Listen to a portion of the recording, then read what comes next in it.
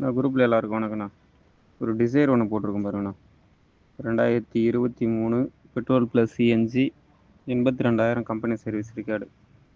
FC insurance 2 மாதம் தான் கரண்ட்டில் இருக்குது. அக்டோபர் வரலும் கரண்ட்டில் இருக்குது. ஆகஸ்ட் அக்டோபர்னு சரியானு தெரியல, அது மட்டும் கொஞ்சம் செக் பண்ணிக்கங்க ஆப்பில் போட்டு. கஸ்டமர் வண்டி தான். வண்டி வந்து வேலூர் காட்பாடியில் பார்க்கணும். கஸ்டமர் 7,340 கேட்குறாங்க.